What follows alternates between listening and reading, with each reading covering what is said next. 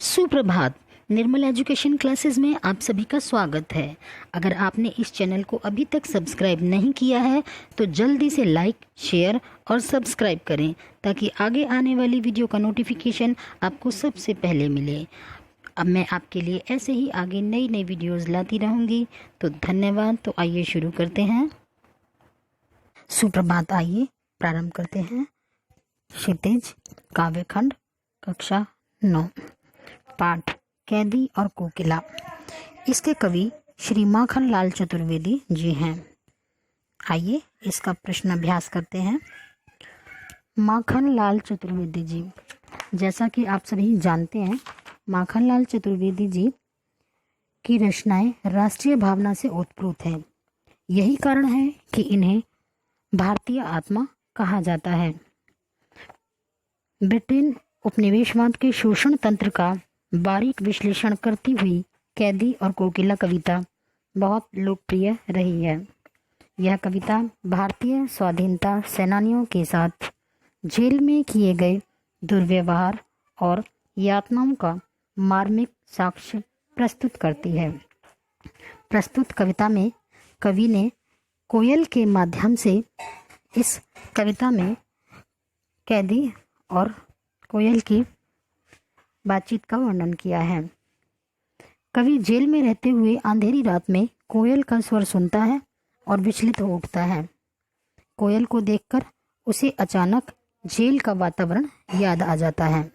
तो आइए प्रारंभ करते हैं। कोयल की कूक सुनकर कवि की क्या प्रतिक्रिया थी? उत्तर। कोयल की कूक सुनकर कवि को लगता है कि वह कवि को कुछ कहना चाहती है।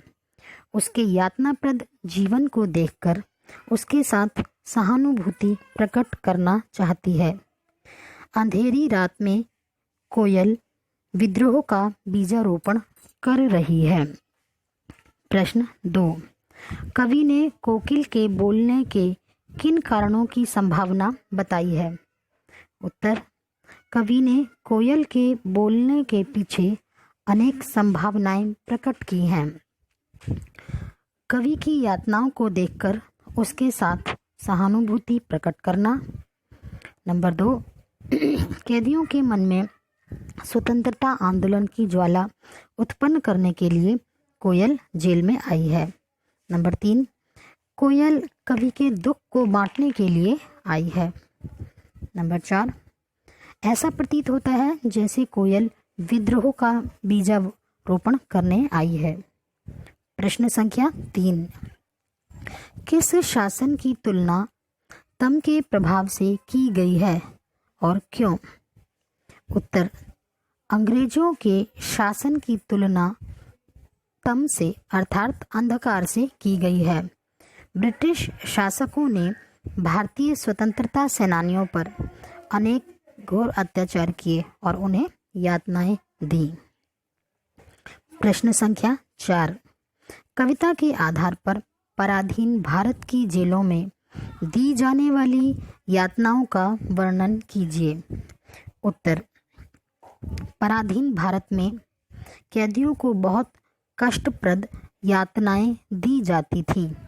उन्हें चोरों और बदमाशों के साथ रहना पड़ता था। उन्हें कालकोठरी में सख्त पहरे में रखा जाता था। खाने को पेट भर रोटी भी नहीं दी जाती थी और सारा दिन कोल्हू के बैल की तरह काम करवाया जाता था। उनकी हालत बहुत बुरी थी। ना तो वे जी सकते थे और ना ही मर सकते थे। प्रश्न संख्या 5।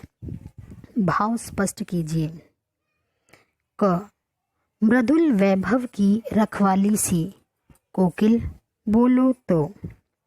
इन पंक्तियों के माध्यम से कवि ने कोयल को मृदुल वैभव की रखवाली सी कहा है। कोयल का कंठ बहुत मधुर होता है।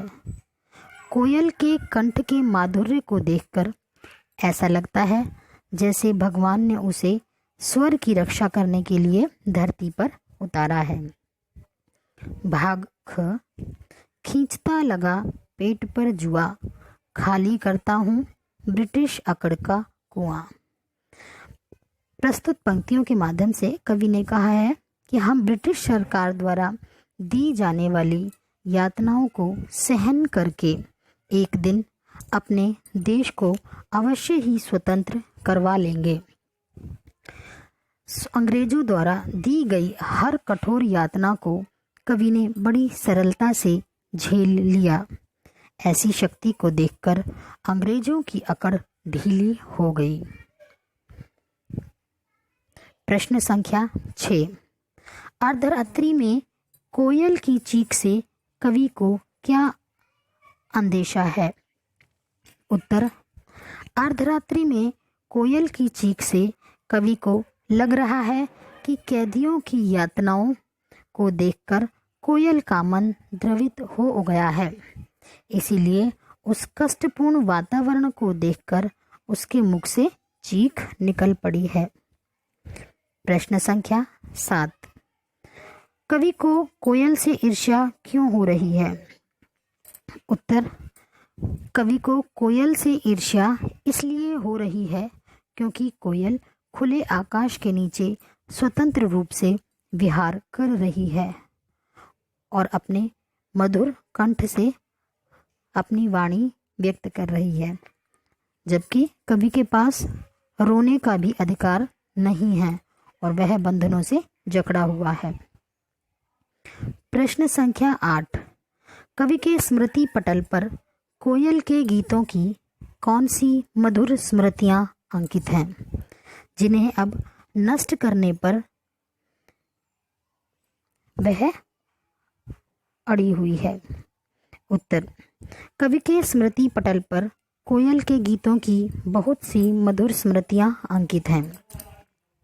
पहले, बसंत ऋतु के मनमोहक वातावरण में कोयल का मधुर गान। नंबर 2, पर्वत और झरनों को देखकर कोयल का कूकना। नंबर 3, आम के बौर के मौसम में कोयल का कूकना। अब कोयल इन स्मृतियों को भुलाकर स्वतंत्रता सेनानियों के मन में आज़ादी का बीज रोपना चाहती है, क्योंकि वह अंग्रेज सरकार द्वारा किए गए अत्याचारों से अत्यंत दुखी है।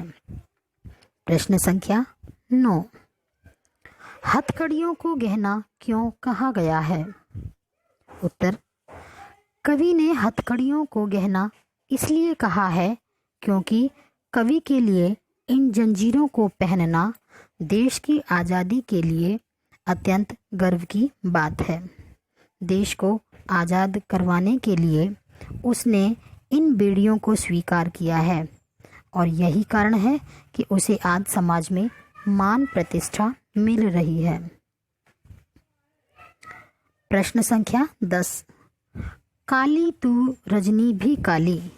इन पंक्तियों में काली शब्द की आवर्ती से उत्पन्न चमत्कार का विवेचन कीजिए। उत्तर, इन पंक्तियों में काली शब्द में यमक अलंकार है।